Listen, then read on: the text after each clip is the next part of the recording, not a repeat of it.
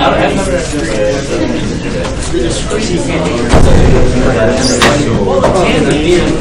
zero,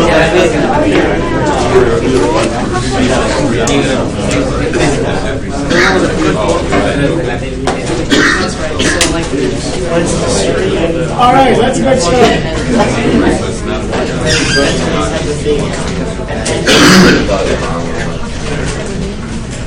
So under signal classification, we're going to look at a few more classes of signals, and one of them is to divide a signal into power or energy signal.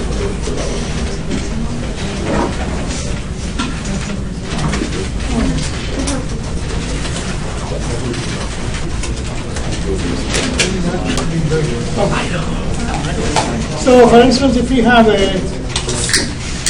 resistor R, we will put a value for this, across which we have a voltage V of T time T, and current going through so I of T. What's the instantaneous power? You notice we use the lowercase variable for things that change with time, so this is the instantaneous power.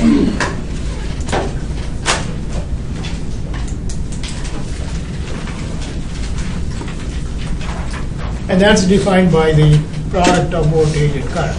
So V of T times. Alternatively, how else can you say the instantaneous power?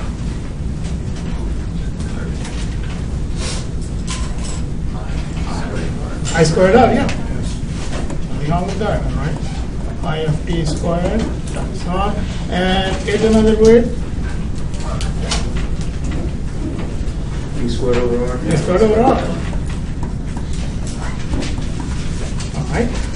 In signals, well, we don't know if it's a voltage signal or current signal. So what you want to do to be able to use this definition is to assume that R is 1 ohm.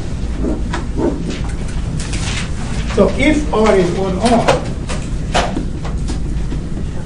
then the instantaneous power, you can even put a function of T because that changes from time to time, is simply I squared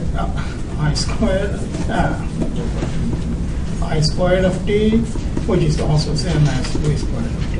Because R is 1 ohm, when you divide or multiply by 1, it's still the same.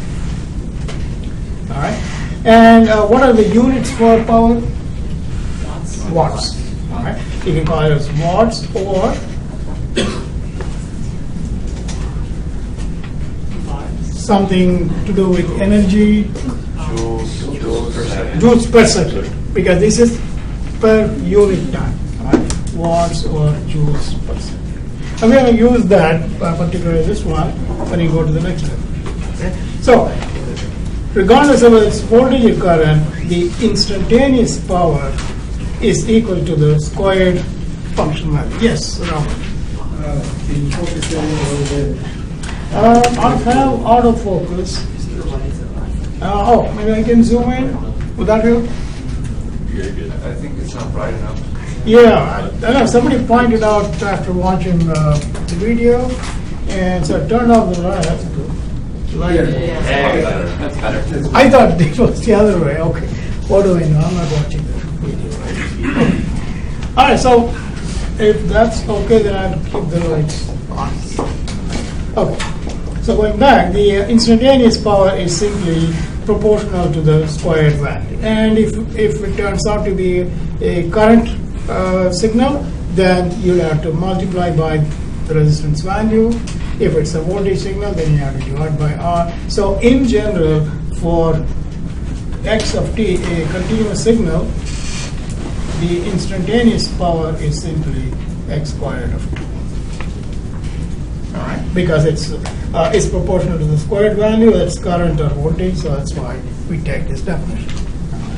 Okay, now if I have a signal whose instantaneous power is equal to this, and I integrate it, say, from maybe 0 to some t0 seconds. So P of t, which is 0 to t 0 seconds, a definite integral, and x squared of t. What would this give you? I have instantaneous power, joules per second, and I'm integrating over 5 seconds. What would be the energy used over that? That's energy. All right. From instant to instant, this is the amount. 1 joule per second. Next instant, it could be 1.5 joules per second, maybe 3 joules per second. But when I integrate, when I accumulate all of these, that value corresponds to the amount of energy within this interval. Right. So this is E over the interval t seconds. Now, if I have 5 seconds, then that would be the energy from 0 to 5. If I have 10 seconds, that would be from 0 to 10, and so on. Okay. All right. So, suppose we have a signal, and we also take something like this. It's the time variable t, time variable. All right. And here's 0, and I have, say, something that goes positive, maybe it stays flat, it goes down, negative, and goes back. Some arbitrary signal, so this is my x. Right? And I take this and I square this because I need x squared of t, so I go with x squared of t versus t. So it is 0 up to this, and then I square this. It looks kind of linear, so when you square, it's going to be parabolic. And the constant, that's still going to be constant. When you square, it's going to be a different constant. And then up, I don't know, all the way up to this maybe, and it comes down. And at this point, it does go to 0, because that's about 0. But then this is negative. When I square it, it goes back to positive anyway. So, all right, the squared function, and this represents the area of this squared function. Now, for if I go from minus infinity to infinity, x squared of t dt. Which of course you will split into, let's say this is T1, this is T2. Alright, so you will say from minus infinity to T1, it is 0, and then from T1 to T2, that's what you have. So you can find the area here. And then from T2 to infinity, again it is 0. So this integral will correspond to the area of the scattered region. Alright, and that represents the energy of x of t going from negative infinity to positive infinity. So we'll simply call it E sub x, x representing the name of the signal, and that is flat. All right. For this particular signal, is this a finite quantity or does it ever go to infinity? For this one, it's finite because you have finite area. It's going to be finite. So this is between, and talking about finite value, will E of x ever be negative? No. And why is that? Because you have a squared value. It can never be negative. So it's E of x, all right, 0 less than or equal to E of x less than infinity. So it's a finite amount of energy. If this is true, then x of t is an energy signal.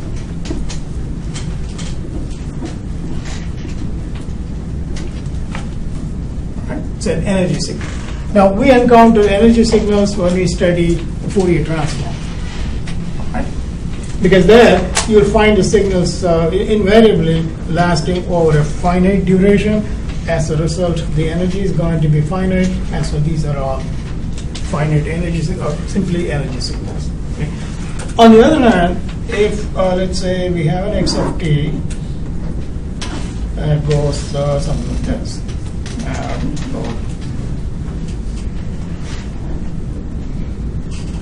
Even though I'm showing only a few cycles, a few periods of the signal, it's really going from negative infinity to positive infinity, something like this. And this is our x of t. So I'm going to stop this one up this, and this is a new x of t. Okay. What do you think the E sub x is going to be for this?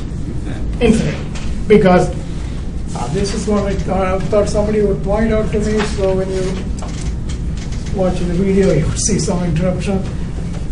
Keep it this way. So whenever you see some software being installed, let me know so I can go and put it. Okay? All right. Yes, I can't be looking at this. Okay.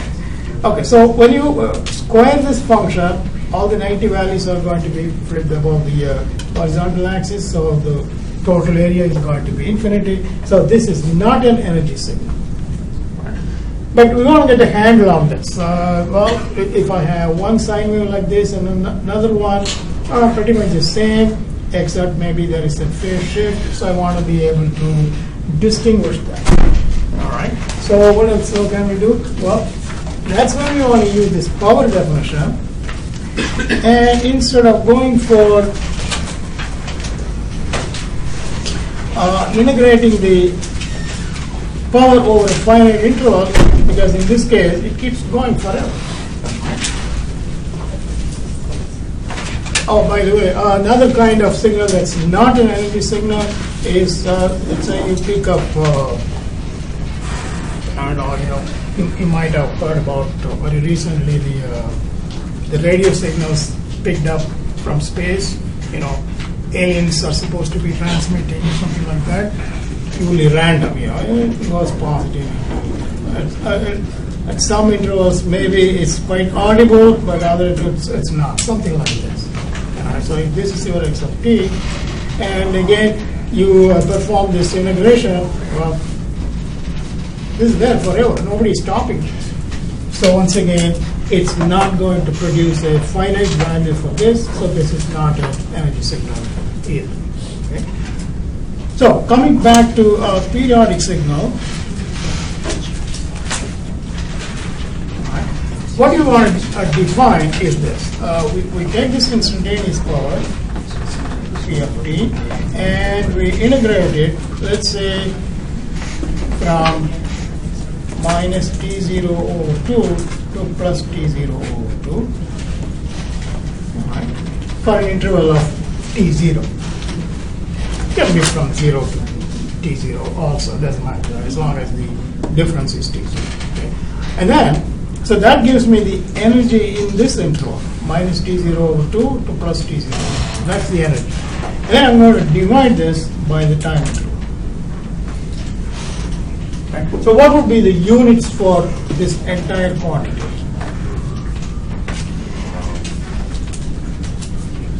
Units. Joules over t squared. Power units. All right.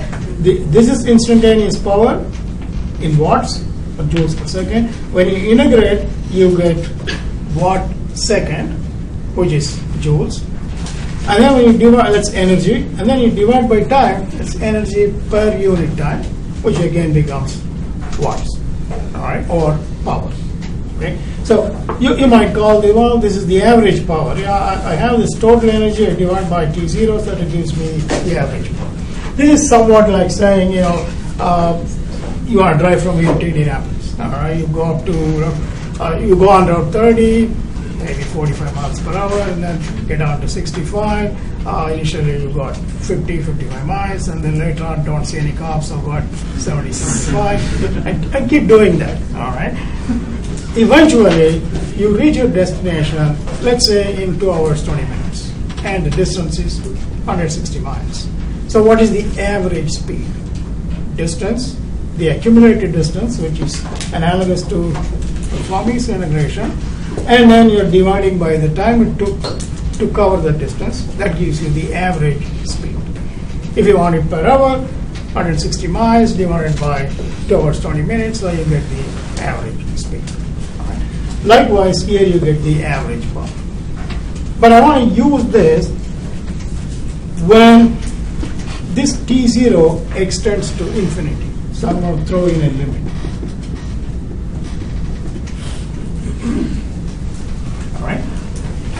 Which is like saying, I'm going to consider maybe I'll go from here to right. I square this, which makes it positive, everything positive, and then find the area. So that's this, and then I divide by T0. Then I stretch it further. So maybe I go. Maybe I took 1 second. Now I go to 2 seconds, so 5 seconds. Again, I get the value, and I keep doing that. In the limit, what do you think is going to be the value? Will it be finite or infinite? It's just a regular sign, actually. It's a regular sine or any periodic waveform, as long as you're finding this value over some interval and then stretching that interval further and further, it's going to be a single finite constant. And that's what we call the average power uppercase. So this is the average power. And I'll have the units of power, so watts or joules per second. All right. So for a periodic signal, you have finite average power. So periodic signals.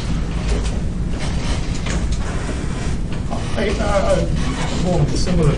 X of t is a periodic signal. That means your p is between 0 and infinite. It's a finite value. So this is a power signal. X of t is a power signal, but not an energy signal. Right? So you can classify, depending on the duration of the signal, whether the signal is power signal or energy signal. Going from there, the other classification is deterministic, where you can predict the behavior of the signal based on an observation over an interval. Say, for instance, I look at this and I find, well, you know what, I look at this interval and maybe I stretch it further, and I can come to the conclusion, well, it's pretty much the same everywhere. So it's a deterministic signal. So I can put it in a mathematical form. All right. Same thing here.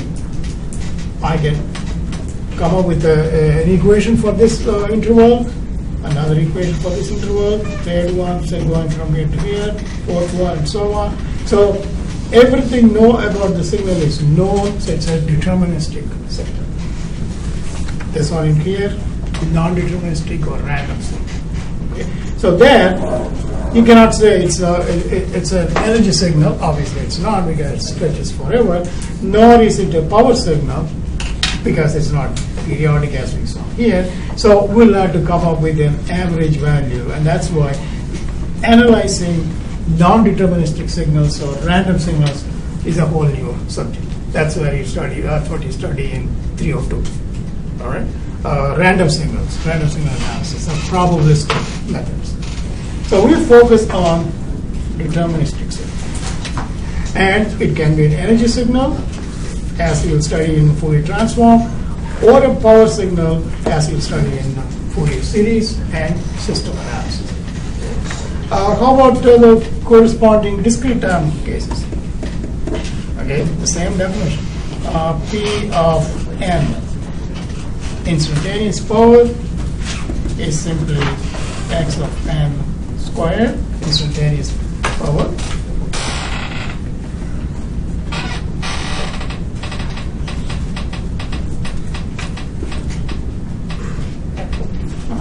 And then energy of x is this x squared of n. Instead of integrating, we perform the summation, going from minus infinity to plus infinity. And if this is finite, if 0 less than or equal to f x less than infinity, then it's an energy signal. Okay. And when it comes to defining the average power, again remember, let's say we have minus 2 to plus. And then the rest of them are 0. So it's minus 2, minus 1, 0, 1, 2, and I have some values here. So negative, it's positive, something like this. And the rest of the values are all those. These are all 0, so this is it.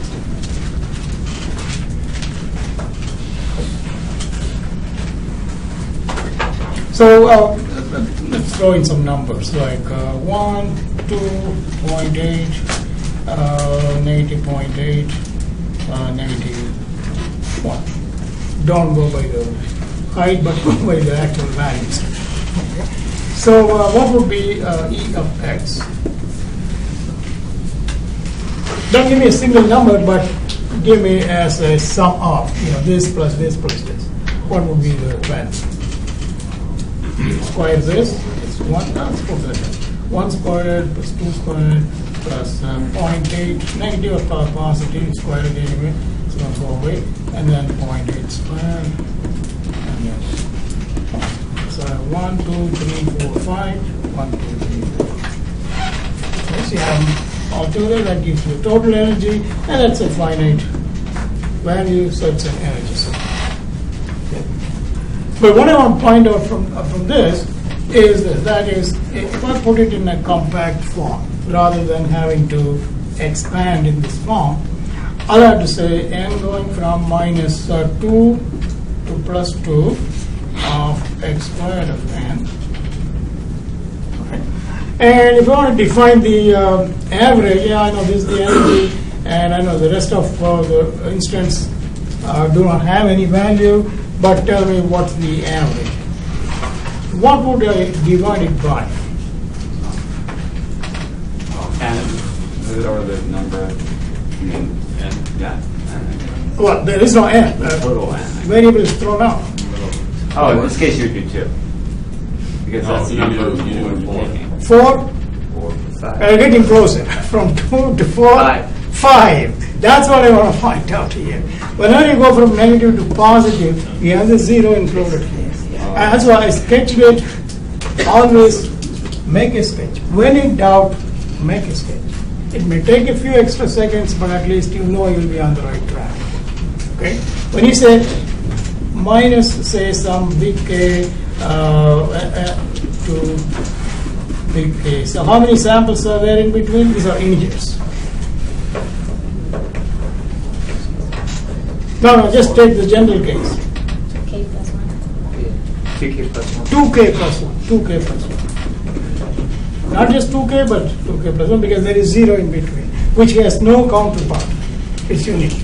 There's no positive 0, negative 0. Just 1. Whereas you have negative k, positive k, negative k plus 1, positive k minus 1, and so on. All right? So it's always 2k plus 1. Here it's 2 times 2 because the same value, positive, negative, so that's 1 over. Okay. All right. I just want to point that out to you. But when it comes to the average power, remember the uppercase P, abbreviated. All right. It is 1 over, let's say I sum from n going from, say n0 to n0 plus n minus 1 x squared of n. And how many values are there in between? What's the number that I need to divide it by? Just as we did here. How many samples? Is it subtract from the upper limit to the lower limit, n0 to n0 cancel out, you have n minus 1, but then there's 0 in between, so 1 over n0. And then you let this limit, n0 go to infinite. Exactly the way we have here. The only difference is here there is no problem, there is no such thing as 0 value, so it's simply t0, here it's n0, because GL is minus 1. Okay? If this is finite, then it's a power signal.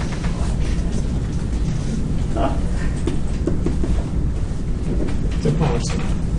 Analogous definition as we have for the continuous time. So the discrete time power signals are used in discrete time Fourier series, and discrete time energy signals we encounter when we talk about discrete Fourier transform. When you want to implement the Fourier transform on a computer, that's the kind of signal you will encounter. Okay. So just for a definition, and so accordingly a signal can be classified as a power signal or an energy signal in the discrete time domain. Okay. All right. So moving on.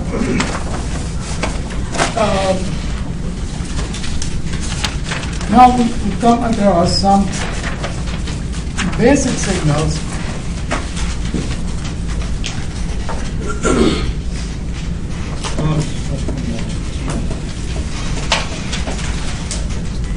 so first we start with continuous time. Periodic sinusoid.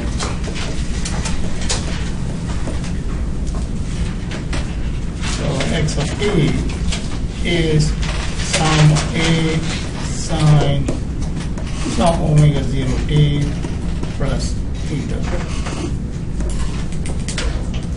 Right? Or it could also be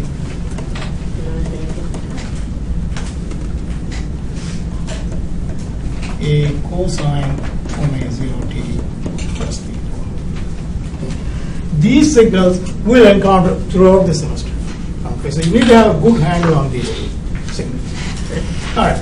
So the sine and cosine, we in general call them as sinusoids because these two differ only in a phase value of magnitude.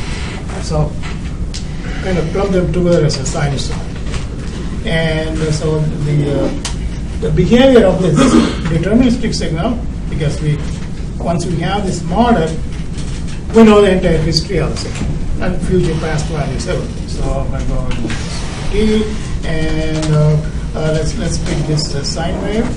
So it's going to go like that. And there is no limit on t, which means it extends forever.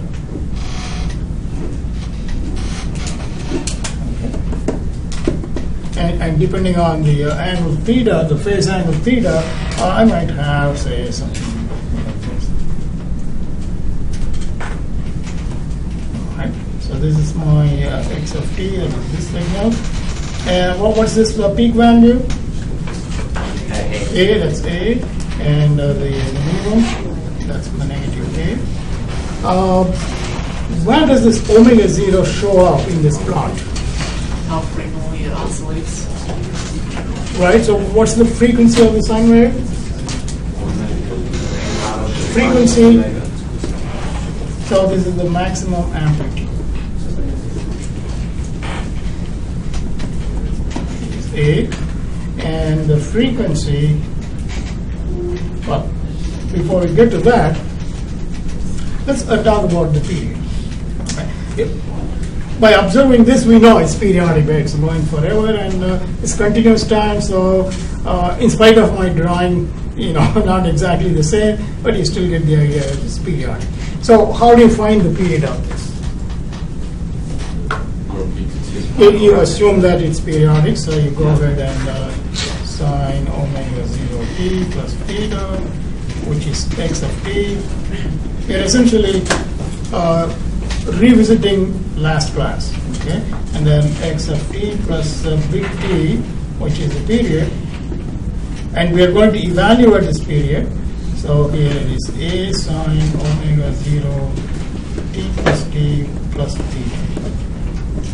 So I'm going to take these two terms. So I have a sine omega 0 t plus theta. And on this side, I have a sine omega 0 t plus omega 0 big T.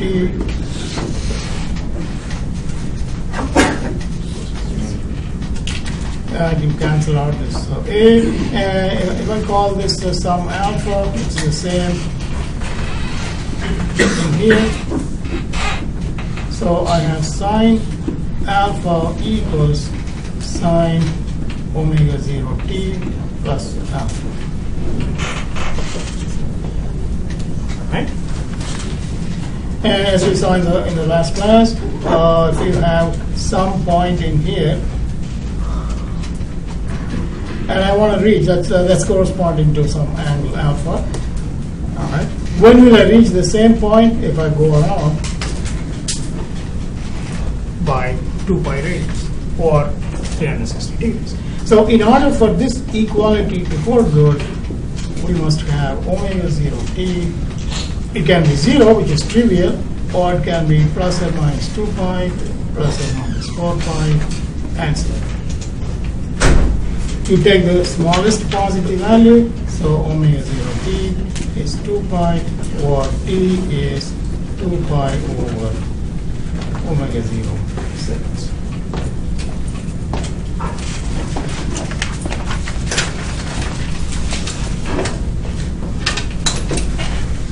Okay, and once you have the period, 1 over period.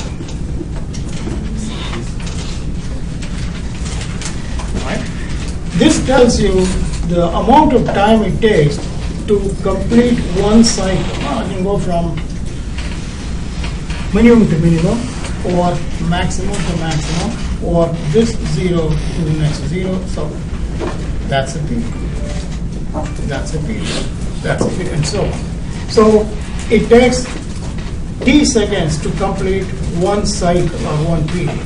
But I want to know how many cycles can we get in 1 second? Well, that's 1 over t. So it will be omega 0 over 2 pi. And that will be locally our cycles per second. But we don't use this term in honor of, we use the hertz in honor of the person who came up with this made so many discoveries in this area, so we can go with hertz. Okay? So hertz refers to cycles per second, and I don't want to have a number that's in cycles per second, because whenever I take sine of or tangent of something, this something must be dimensionless. It must be in radians. Okay? So to convert this, so this is the cyclic frequency, which refers to hertz. You can also convert radian frequency, which is 2 pi times 1 over t, and that gives you omega 0, and you also radians per second. Cycles per second, and each cycle covers 2 pi radians, so this is so many radians per second. So 2 pi times that, and gives you so many radians per second. Okay. And the last item that characterizes a sine wave is the space. So depending on whether it is positive or negative, your starting point, if it is 0, then you would have started here. If it's positive, then you would have started here. If it's negative, you would have started here. So that's the amount by which the starting value differs from 0 for a sine. Okay. All right, so that's one waveform that you will encounter over and over again. But the next one, which is sort of a Swiss Army knife, in the sense that from that single definition you can get many different signals. And it's a good idea to get an understanding of this. So that's the exponential signal.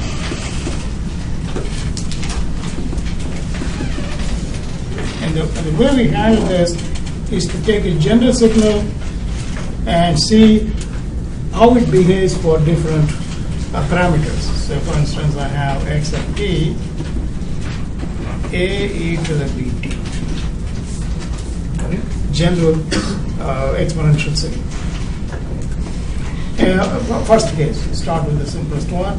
A is real and B is 0. So as an example, you can see maybe 5 to the 0.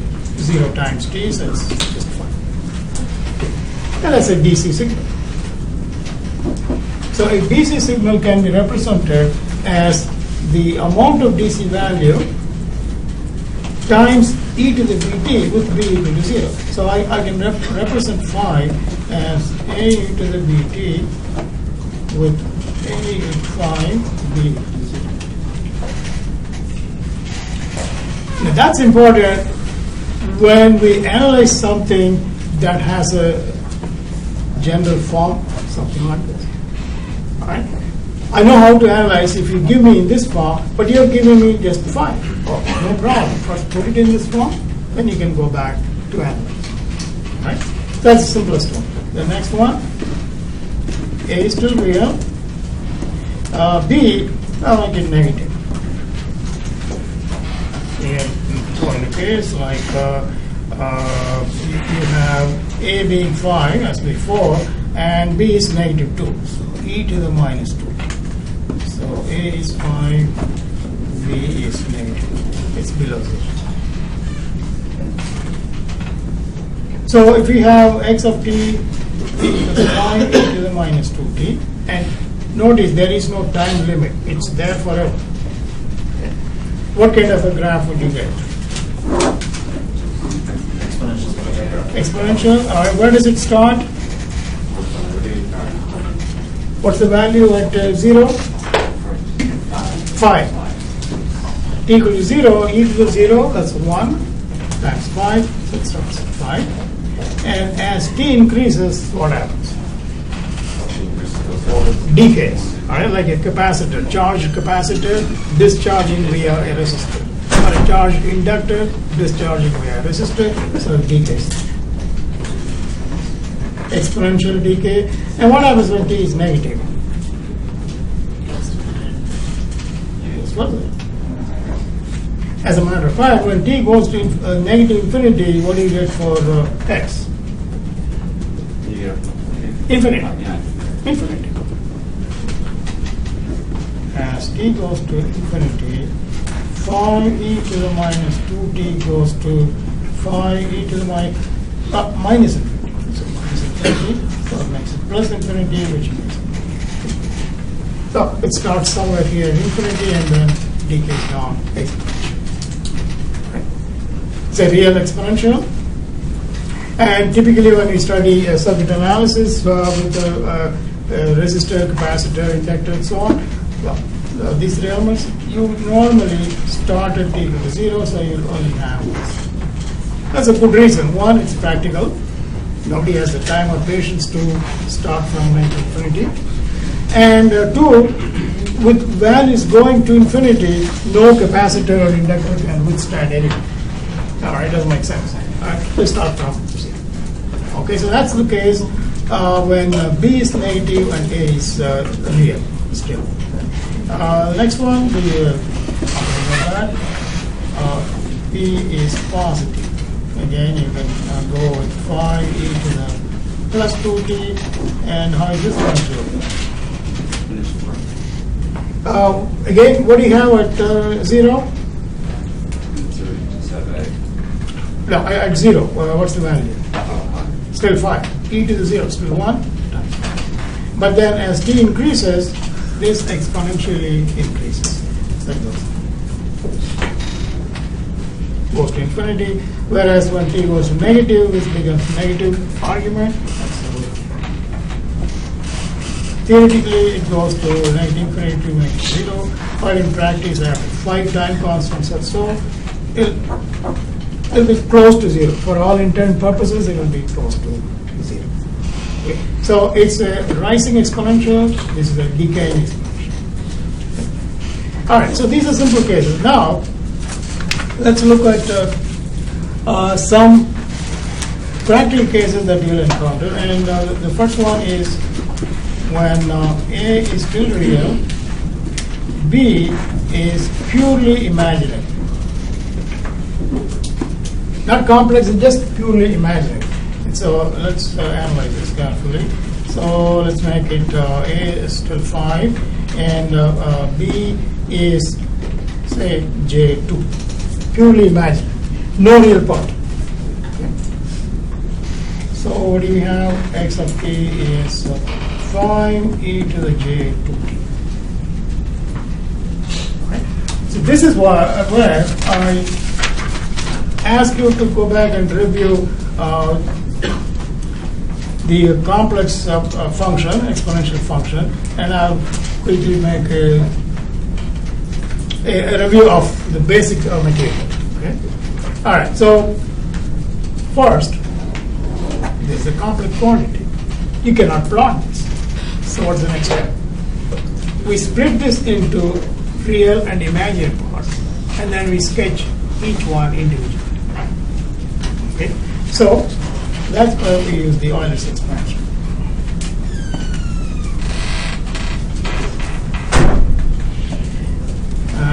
So I'll use this one. Just trying to squeeze that in here, which says e to the j, which is for theta alpha, let's go with theta. Right. E to the j theta is cosine of theta plus j times psi. I forgot to bring the red pen. So I'll have to stick. Okay. So let's go with this one. Okay. And then I could have put it in here with a different color, but since I don't have that, I will put it here. So the difference between these two is that theta is now negative. All I need to know is this, and then I can plug in negative. Cosine is an even function, so cosine of negative theta is still cosine of theta.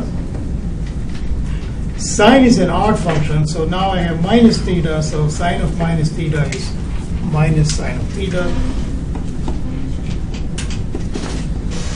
Okay. So that's Euler's expansion. Okay, let's digest for 1 minute and then come back to this. Okay. So now the complex exponential on the left hand side is split into exponential form. The complex exponential is now split into a complex quantity with its real part and imaginary part. So if I want to separate it out like this, e to the j theta, what's the real part of that? It's cosine theta. Right. As a matter of fact, I can say plus or minus. They're both kind of the same. But when it comes to the imaginary part, e to the j theta, what's the imaginary part of this one? Plus minus j sine. No, just for this now. Just for this. What's the Plus imaginary? Plus j. All right, that's why I asked you. When you say imaginary part, you don't want to say j. It's already included. All right. I don't know how accurate it is. It's like wearing a belt and a suspender. You don't want to do that, right? Nobody heard that? That's okay. All right. So this is simply sine theta. Imaginary part is simply sine theta. Right? However, the imaginary part of it is a minus j theta. That's negative. All right. So these two complex exponentials differ in the imaginary parts. The real parts are the same for both. The imaginary parts differ in sign. All right. All right. So that's one step. But what we need to understand further is to be able to how to sketch this in the Cartesian coordinates. Right? So let's take a case. We'll come back to the complex expansion in a second, but let's go with the example. Yes, we have the 5e to the j. Again, I'm talking about angle here, so maybe 30 degrees. Right? Which would be 5e to the j. Is that what? 5 over 6? Or is it 5 over 6? The pi over 6. The 180 over 6, yeah, that's 30 degrees. Okay. All right. And by using this Euler's expansion, that would be 5 cosine 30 degrees plus j times 5 sine 30 degrees. You know what? I'm going to take a simpler, a different angle. You can keep this and do it as an exercise, but I would use this one. 5, and you will see the reason in a second. 53 degrees, which would be 5e to the j 53.1 degrees, that gives me 180 degrees. So I'm converting it to radians. So degrees and degrees cancel out, so I have it in radians, and that will give me 5 cosine 53.1 approximately, plus j times sine 53 times 5. Okay.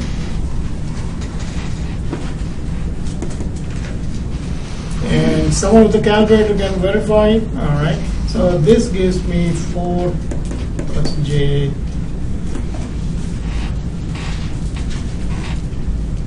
I think. All right. You can check on that. I put a question. That way I can claim, well, I didn't say that's the right value. Okay. Now, we have 3 different, two, and throwing the third one. We have 2 different forms of representing a quantity. All right, I can represent in this way, or I can represent in this way. They are one and the same. Right? How do I sketch these values on a rectangular plane? This is very, very important. So to give an incentive for you to go back and review, your next quiz will be on complex numbers. And how to manipulate them, how to find the conjugate, how to multiply 2 complex numbers, how to add 2 complex numbers, all right? How to find the inverse, and so on. So go back to your 201 material, review that, and maybe next week we'll have a quiz on this. All right? Okay, so this is the real axis, this is the imaginary axis. It's easy to sketch this. The real part is 4, so I've got 1, 2, 3, 4. And the imaginary part is 3, 2, 3. And the intersection of these 2, that's where this point is. We want to call this as P, and this is where P is. All right? So this number is equal. Now, obviously, since these 2 are equal, this also represents this. But where is this 5 in this plot? Hypotenuse, right? So that goes with this. The length of the point P from the origin, that's this. And what about this 53.1? That's the angle here. They're one and the same. So the same point put in 2 different forms. You go horizontally by 4 units, and then you go vertically by 3 units. That's how you reach P. Alternatively, you travel by a distance of 5 units at an angle of 53.1. There you reach the surface charge. All right. This is the rectangular form.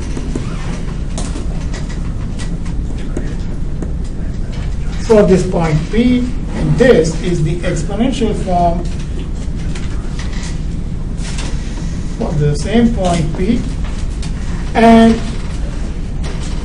in olden days, when it wasn't that easy to put the superscript, especially for printing and all, it was also represented by skipping this E and J. I know it's a complex number, so why bother putting this J? Or, for that matter, this exponent. So we will write 5 at 53.1. This is the polar form. So the same point in exponential form, in rectangular form, and in polar form. All right, represents the same location, same distance, same angle, everything. All right. And once you have it in one form, you should be conversant in converting it to other forms. Exponential to rectangular form, exponential to polar, which is quite easy. You drop this E, drop this J, and put everything in one line. No superscription there. Okay.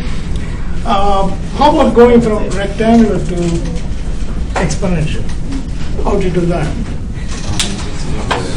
The length would be square root of the real part squared plus imaginary part squared. That is 4 plus j3, rectangular form, is square root of 4 squared plus t squared, and then the angle will be e to the j tangent inverse of 3.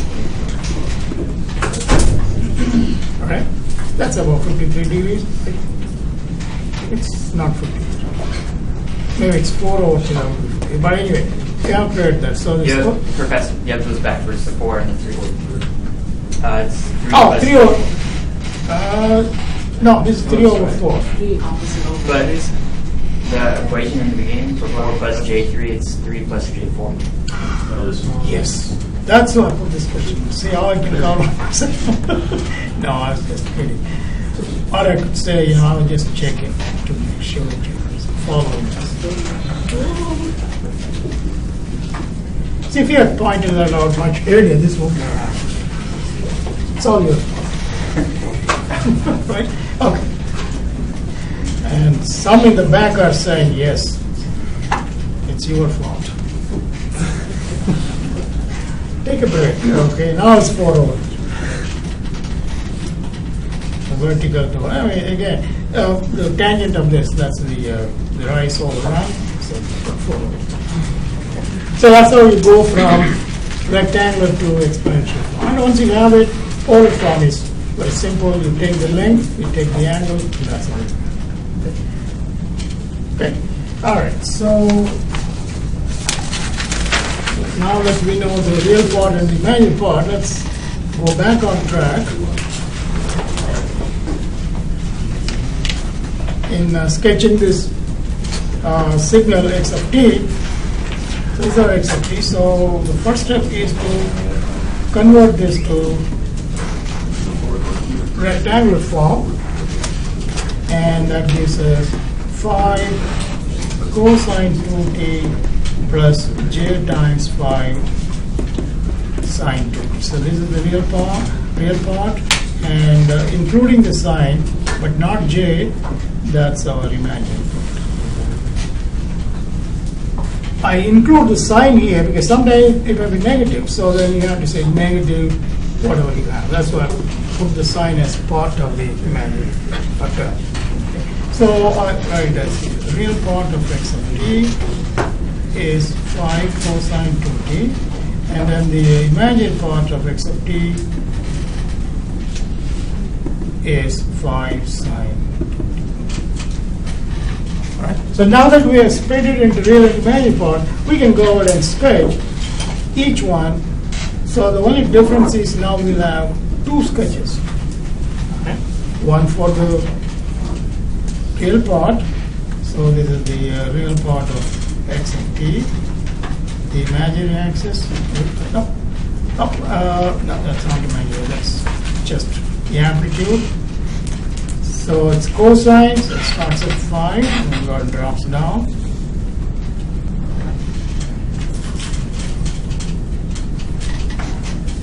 Okay. And then for the imaginary part, again you have t versus imaginary part of x of t, which is 5 sine 2t converse.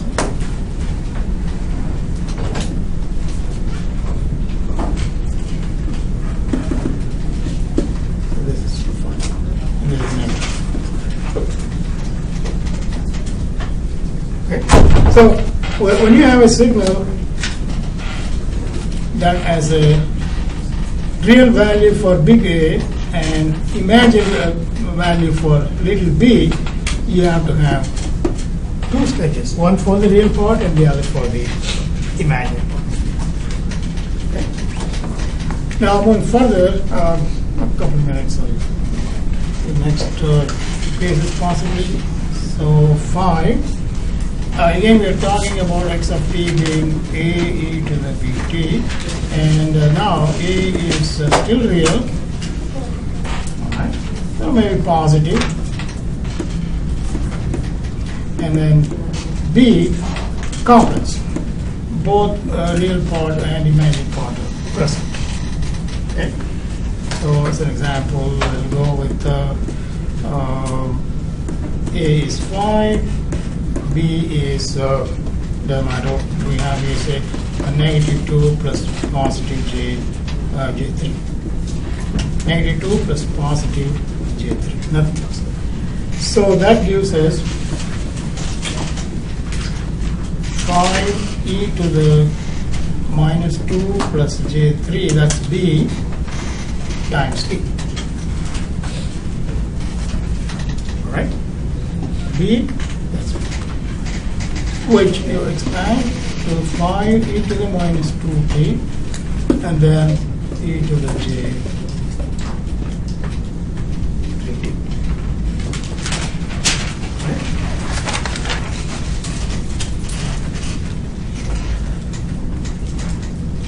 Well, you still have this j term, so in order to sketch, we need to split this function into its real part and imaginary part. So that's what we want to do next. 5e to the minus 2t. This one we can expand in Euler's form. These two are innocuous. This is real. Yeah, there is t, but it's still real. And this is obviously real. So we don't do anything with them. We take this, and by Euler's expansion, it's cosine 3t plus j times sine 3t. And now we take this term inside. So 5e to the minus 2t cosine 3t plus j times 5e to the minus 2t sine 3. So now we have the real part, and including the j, including the sine, we have the imaginary. Okay. Now, what's the difference between this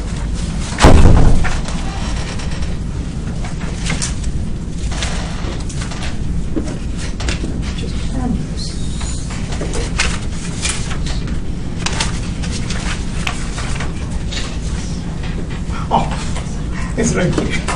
Okay, so what's the difference between this and this one? The added term is this e to the minus 2t. So when I want to graph this,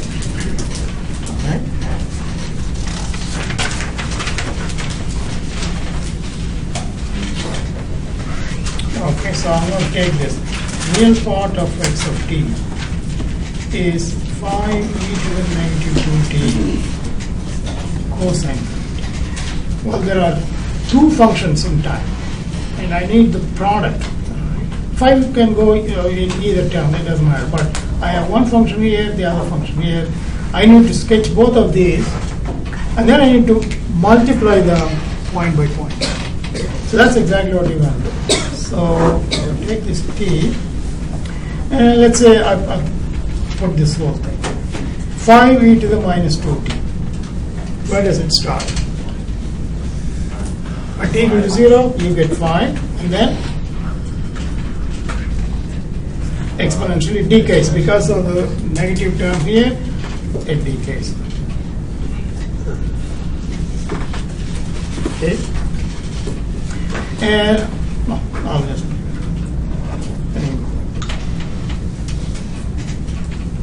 now, just for argument's sake, and we'll see why. What if I had negative 5e to the minus 2t? How will that look like? So I'll start at negative 5, and then again, let's go like this. Although you might be wondering, why would I need this 95? But we'll see that in a second. Okay, so that's the first function. Okay. Now this cosine 3t, we know how to sketch that. Cosine, so it starts at 1 because 5 is already there, so it starts at 1, and then it's a periodic cosine wave, so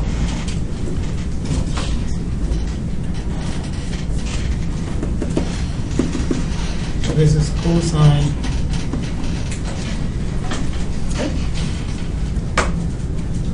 Okay, but I need the product.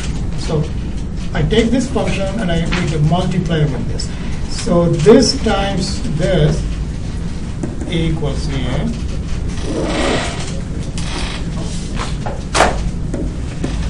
All right, just 1 minute. Okay.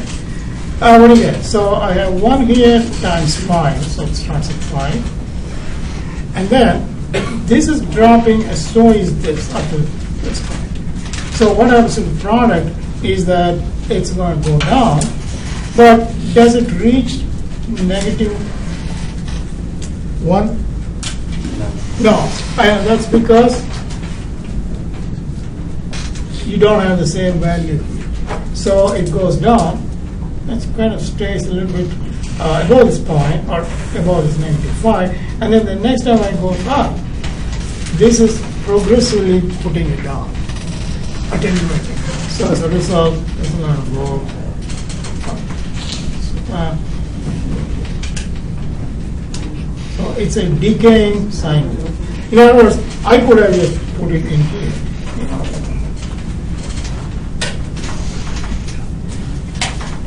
And eventually it'll die down because of the dominance of this decaying exponential. It will eventually die down, but for positivity, it'll keep growing. All right. So it's a decaying cosine waveform for the real part, and likewise for the sine. Again, you have the same term, so you can sketch by sketching the first term and the second term, and then multiply. Okay. All right. So there is one other case which we'll look at next Tuesday. Okay. All right. So now we can take the quiz. Any question before you take the quiz? Be sure to watch the tape and attend the SMC.